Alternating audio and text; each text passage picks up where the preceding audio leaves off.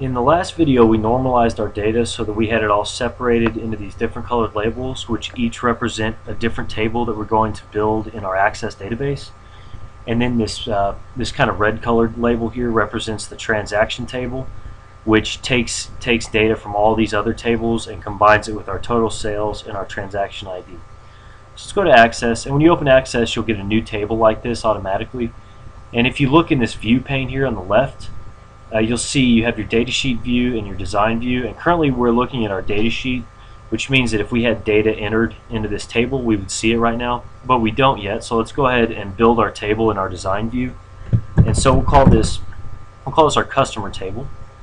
And so it's gonna, by default, we have this ID field that's automatically going to be entered in here because Access wants to help us kind of help ourselves here by creating what we talked about in the last video, which is a unique identifier. And so if you remember, for customer, our unique identifier was the preferred card number, which we'll just call card num.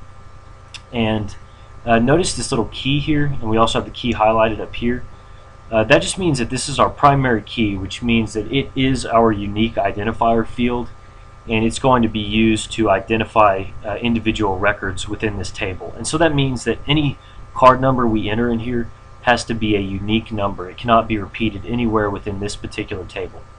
And so it's going to default to auto number, which will start at 1, and Access will automatically add 1 to the auto number every time you create a new record in this table.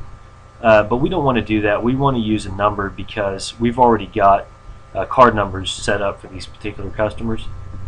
And so we use a card number, and then we need to have we just had a name field in Excel, but we're actually going to split that up into first name and last name because it'll make it easier to do searches and filters later on. And then we had a phone number. And so notice every time we create one, we have a data type for everything.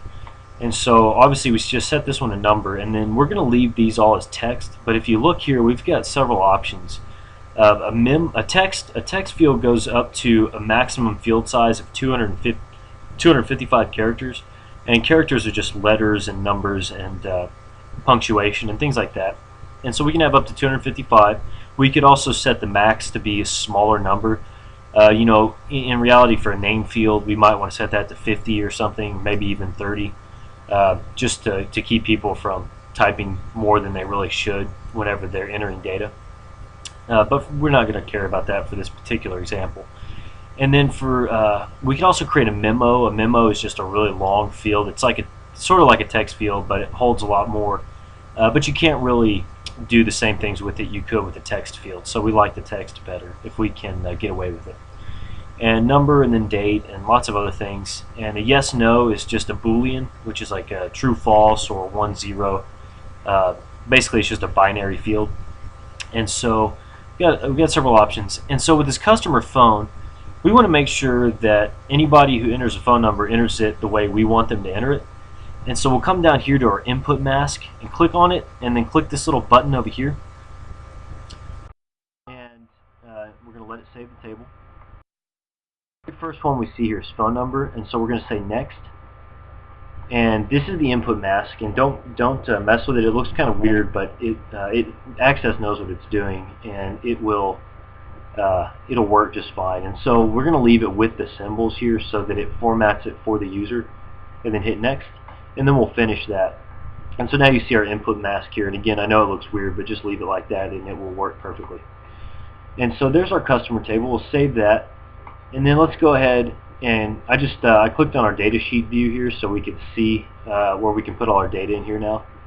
And so if we go here, let's just do Linda Black, card number 88923. So we'll just enter that here. Customer first name is Linda, last name is Black, and customer phone is, let's see, and Black was 1043. So notice that as soon as I start typing, it automatically formats that for me with our input mask, and then hit enter. And so now we've created our first record here. And so you can create records this way by just typing in a table. what we'll do later is actually build a form, and we'll do all of our data entry through that form. And the form allows us to actually change and modify several different tables at once without ever actually opening the tables themselves.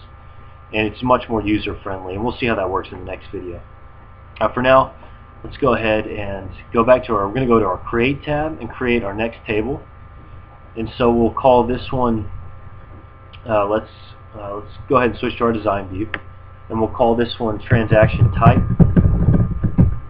And so we need our first field name. We'll call this T-Type ID, just so we remember kind of what it is. And we'll leave that as an auto number in this case, because we don't have any numbers already in mind for this one.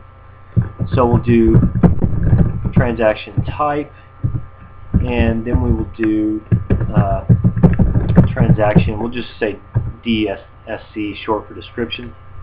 And we'll leave this one as a text field. This one we'll go ahead and make it a memo, which is usually what I do for description fields, because we're usually not going to use that for anything. We just want it in the table in case we forget what one of these types are.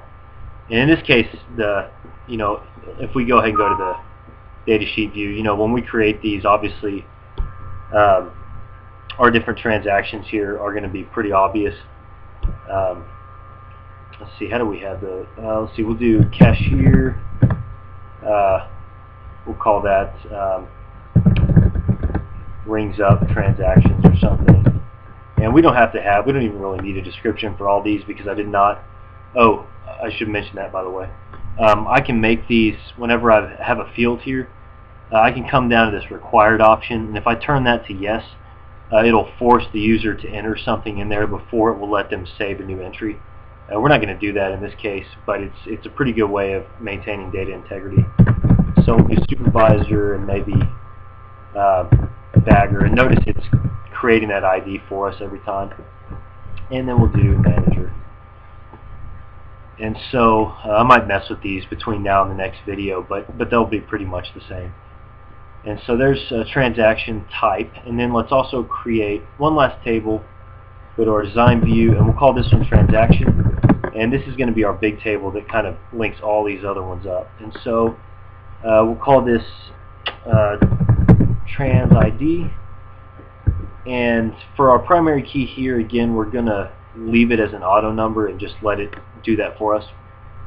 And then we'll have, we'll call this T-type, and this is going to be used to link our transaction type. So we'll see how that works in the next video. We'll just make that a number. And then sales dollars, and, oops. Okay, sales dollars, we're going to make that currency. And then we'll do this EMPL ID, which we're going to use to link up our employee table based on that employee ID that we made in the last video. And we'll make that a number. And then we also need our customer ID, because we're also going to need to link our transaction table to our customer table. We'll make that a number as well. And then we'll save that, and that should pretty well do us. And in the next video, we'll kind of link all these tables up together, and then we'll go from there and start building some forms and some reports and things, and seeing how we can use those to make our process of data entry and really viewing our data much easier and kind of more intuitive.